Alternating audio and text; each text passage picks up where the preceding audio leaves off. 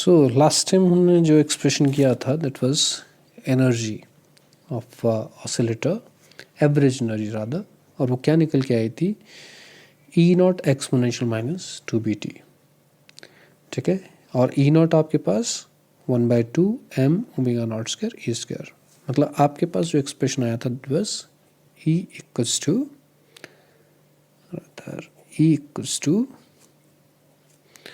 1/2 m omega not square A square exponential minus 2bt। और मैंने कहा था जब आप t को 0 सब्स्टिट्यूट करेंगे तो ये रह जाएगा, it will be initial energy half m omega not square E square. E naught substitute कर दिया तो ये फाइनली क्या बन जाता है, it will be E naught exponential minus 2bt।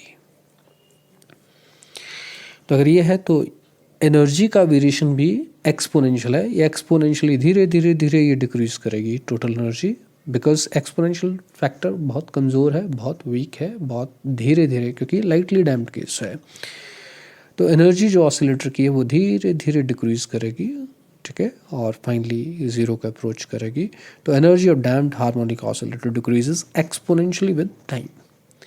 तो ये भी साथ में उस आर्टिकल के साथ आप, ठीक है, ग्राफिकली भी बात करोगे। नेक्स्ट जो आर्टिकल है दैट इज पावर डिसिपेशन। तो पावर डिसिपेट होती है किसके against, against the resistive forces, मतलब लॉस होता है। तो पावर डिसिपेशन का मतलब क्या है, it is the rate of loss of energy. Energy कह लो, वर्क कर लो, इस वक्त एनर्जी कह रहे हैं। It is the rate of loss of energy of damped oscillator. तो यही आपके पास पावर डिसिपेशन है। और एक और तरीका है, it is equal to the rate of work done against the resistive forces. Resistive forces के अगेंस्ट जो वर्क हो रहा है वो किस रेट से हो रहा है, ठीक है, ये भी आपके पास पावर डिसिपेशन ही है। तो आप दोनों तरीक़ों से कर सकते हो। तो जो पहला तरीका है वो बहुत बड़ा शॉर्ट है, वो यही है क्या, कि अगर मैं कहूँ पहले वाले डेफिनेशन के according, it is the rate of loss of energy. Energy मतलब एवरेज एनर्जी। तो आप एवरेज एनर्जी का डेरिवेटिव करोगे, रेट निकालोगे मतलब टाइम के साथ निकालोगे, लॉस का मतलब आप नेगेटिव साइन लगाओगे। तो P average is minus d/dt of E average, और E एवरेज आप निकाल चुके हो, E not exponential minus 2bt, और E नॉट क्या है, half m omega not square A square. तो जब आप E एवरेज की वैल्यू ये सब्स्टिट्यूट कर रहे हो तो E not being a constant, और एक्सपोनेंशियल टर्म का जो डेरिवेटिव होगा वो क्या होगा, exponential minus 2bt into 2b rather minus 2b, और ये जो माइनस साइन है वो कंपनसेट हो जाएंगे, और फाइनली क्या बचेगा, 2b ई नॉट एक्सपोनेंशियल माइनस 2bt। और अब अगर मैं कहूँ कि भाई 2b किसके बराबर है, 2b is R/m। Mechanical oscillator की बात हो रही है, तो 2b इज R/m। मैं यहाँ भी सब्स्टिट्यूट कर सकता हूँ R/m, तो इट विल बी R/m। और ये देखिए ये एक्सप्रेशन जो आगे का है ये दोबारा E एवरेज है, तो E एवरेज दोबारा लिख सकते हैं, या फिर नहीं लिखना है तो 2b की वैल्यू यहाँ भी सब्स्टिट्यूट करनी है, तो ठीक है, 2b is R/m, 2b is R/m, तो R/m E not exponential minus R/m into T, आप ऐसे लिख सकते हैं। तो एवरेज पावर के लिए एक्सप्रेशन आप इस तरीके से निकालना चाहें तो निकाल सकते हैं। बहुत सिंपल, 2-4 स्टेप्स में ये कंप्लीट हो गया। लेकिन सेकंड जो पार्ट है वो क्या है, it is equal to the rate of work done against the resistive forces. Rate of work done against the resistive forces, अगर इस टर्म्स में आपने निकालना है तो ये भी बड़ा नहीं है, एक्सप्रेशन बड़ा है, लेकिन आराम से ये भी हो जाएगा। सेकंड मेथड से भी आप करना चाहें तो कर सकते हैं। आपने मैकेनिक्स में पढ़ा होगा जो पावर होती है, the power is the product of force and velocity. Force और वेलोसिटी का प्रोडक्ट होता है पावर। तो अगर मैं कहूँ what is power, power is P is F into V। तो I लिखा है, दैट मीन्स इंस्टेंटेनियस पावर। और इस वक्त किस फोर्स की बात होगी, द डैम्पिंग फोर्स। और डैम्पिंग फोर्स आपके पास क्या है, that is minus R/dx/dt। It's proportional to velocity, R is the damping constant, negative sign वही बताता है कि ये लॉस है, ठीक है। तो आपके पास इंस्टेंटेनियस पावर के लिए एक्सप्रेशन क्या हो जाएगा, that is r d x by D t, और वेलोसिटी के लिए एक्सप्रेशन भी आपके पास क्या होता है, that is again d x by D t. तो d x by D t 2 बार आ गया एक किस्म से, तो आप कैसे लिख सकते हैं, equals to minus r d x by D t इसका square, that will be the instantaneous power, this is going to be the instantaneous power. तो हमने यही बोला F जो है that is minus r d x by D t, ठीक है, और p i is f into v, f की वैल्यू हमने सब्स्टिट्यूट की, और फाइनली आप इस एक्सप्रेशन नंबर 1 पर आ गए, जो भी मैंने आपको एक्सप्लेन किया। और नेगेटिव साइन का मतलब है work is done to overcome the damping force, against the damping force मतलब काम हो रहा है। अब हमें किसकी ज़रूरत पड़ेगी, एक्स की। अभी हमने पिछले बार जब आर्टिकल किया था, ठीक है, एवरेज एनर्जी के लिए, तो उसमें भी हमने यही कंसिडर किया था एक्स, और उसी तरीके से हमने D x by D T भी निकाला था। इन द सेम फैशन आपने D x by D T फिर निकाला है, वही चीज़, ए नॉट बीइंग ए कांस्टेंट, फटाफट में बोलूँगा मैं अब चीज़।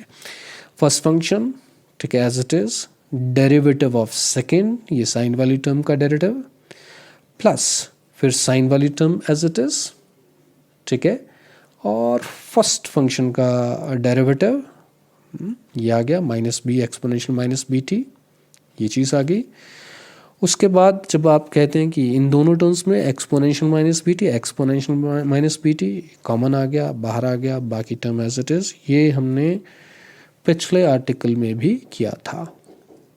फिर अगर बस पिछले आर्टिकल में हाफ एम बी स्क्वायर था, इसमें V D x by D T है, उसका स्क्वायर है, बट हाफ एम नहीं है, बस माइनस आर है, बस इतना फ़र्क है, बाकी बिल्कुल उसी तरीके से हमारा आर्टिकल प्रोसीड करेगा। तो देख लीजिए, इट्स आर फिर इसका स्क्वायर, सारे का स्क्वायर, और हम अब नेगेटिव साइन ओमिट कर रहे हैं इसमें, क्योंकि हम सिर्फ मैग्नीट्यूड में बात करेंगे। नेगेटिव का हम बता चुके हैं, it's loss of energy because it's work done against the damping force. तो हम सिर्फ मैग्नीट्यूड में बात कर रहे हैं, we are omitting the negative sign.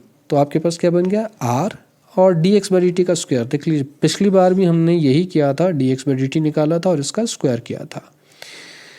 फिर इसमें आपने जब ये स्क्वायर किया तो a not square exponential minus 2 b T, ये आपने बाहर, क्योंकि इसका स्क्वायर होगा a not square exponential minus 2 b t, और साथ में इसका स्क्वायर होगा। फिर पहली टर्म का स्क्वायर ये आ गया, फिर दूसरी टर्म का स्क्वायर ये आ गया, -2 times first term and second term, क्योंकि ए माइनस बी का होल स्क्वायर हो रहा है, वो ये आ गया। ये लास्ट टाइम भी हमने बिल्कुल सिमिलर फैशन में किया था, बिल्कुल सेम टू सेम। और उसके बाद अगर बात की जाए, जब इसका स्क्वायर किया आपने, ये देखो फर्स्ट टर्म ये है, सेकेंड टर्म ये है, और थर्ड टर्म आपके पास ये है। इसमें एक फैक्टर जो नहीं है, दैट इज़ रादर पिछले आर्टिकल से कंपेयर किया जाए तो उसमें पोटेंशियल एनर्जी वाला फैक्टर था इसमें, तो उसमें प्लस कुछ और भी आता था, लेकिन इसमें सिर्फ आप इतनी सी टर्म की बात कर रहे हैं, और ये एक्सपेंशन बिल्कुल वैसा ही है। तो ये आपके पास क्या बना, और इसमें भी वैसे किया, sine theta into cos theta 2 times sine 2 theta, तो साइन ट्वाइस थीटा क्या है यहाँ, omega not dash T plus phi, फिर पहली टर्म का स्क्वायर और दूसरी टर्म का स्क्वायर एज इट इज़ है। मतलब ये बिल्कुल जो एक्सपेंशन है बिल्कुल वैसे ही है, ये आप देख लीजिएगा। फिर अगर मैं नेक्स्ट बात करूं, what is the average power और over one complete time period. जैसे हमने एवरेज एनर्जी की बात की थी, वैसे हम एवरेज पावर की बात करेंगे। तो जैसे मैं कहूँ किसी इंस्टेंट पर पावर कितनी है, suppose that is P I, ठीक है। और अगर मैं पावर की बात क्या करूँ तो होता है रेट ऑफ वर्क, मतलब अगर मैं टाइम से मल्टीप्लाई कर दूँ डी टी टाइम से, तो क्या हो जाएगा, work for small time interval D T, क्योंकि आपको होता है P is D W by D T type, तो वर्क क्या हो जाएगा, पी डी टी टाइप। फिर अगर टोटल वर्क की बात करूँ तो 0 to कैपिटल टी आप इंटीग्रेट कर दो, रादर टी डैश, और फिर एवरेज पावर की बात करूं तो total work by total time कितना, दैट इज टी डैश। तो इस तरीके से आप एवरेज पावर के लिए कैलकुलेशन करना चाहें तो कर सकते हैं, जो हम करेंगे। तो पहले तो ये इंस्टेंटेनियस पावर के लिए एक्सप्रेशन आपके पास आया, ठीक है। फिर आप एवरेज पावर के लिए जब एक्सप्रेशन की बात कर रहे हैं तब आप क्या करोगे, वही चीज़ जो भी अभी मैंने आपको बताई, ठीक है। 1/t dash 0 to capital T dash PI dt, और PI की वैल्यू आप सबस्टिट्यूट करोगे। जब आप PI की वैल्यू सबस्टिट्यूट करोगे, फिर वही बात, जो एक्सपोनेंशियल टर्म है, एक्सपोनेंशियल -2bt, इसको आप तकरीबन कांस्टेंट कंसिडर कर रहे हो because it is lightly damped case. तो जब आप ये चीज़ कंसिडर करोगे तो ये कांस्टेंट की तरह ट्रीट करके आप इंटीग्रेशन के बाहर रखोगे। बाकी देख लीजिए, बाकी आपके पास ये देखो, जब एवरेज एनर्जी की थी तो यहाँ हाफ m था, तो 1/t dash as it is, यहाँ m नहीं है, इट इज़ हाफ m नहीं है, यहाँ r है। बाकी देखो एज इट इज़, फिर ओमेगा नॉट डैश स्क्वायर, और फिर कॉस स्क्वायर वाली टर्म की इंटीग्रेशन, प्लस b स्क्वायर, और फिर साइन स्क्वायर वाली टर्म की integration, -2b omega naught dash, और साइन 2 वाली की इंटीग्रेशन। बिल्कुल वैसे ही, जैसे ये तीनों फैक्टर्स बिल्कुल वैसे ही आए जैसे आपके पास एवरेज एनर्जी के लिए थे। हाँ, एवरेज एनर्जी में यहाँ बी स्क्वायर के साथ प्लस ओमेगा नॉट स्क्वायर भी था, क्योंकि आप इसमें पोटेंशियल एनर्जी भी ऐड कर रहे थे, लेकिन ये एनर्जीज की एज सच बातें नहीं हैं, तो इसमें सिर्फ ये बी स्क्वायर है। लेकिन जहाँ तक सवाल इंटीग्रेशन का है, तो ये इंटीग्रेशन हम कर चुके हैं। ये क्या है, t'/2, ये भी क्या है, t'/2, और इसकी इंटीग्रेशन 0, बता चुके हैं हम सब कुछ।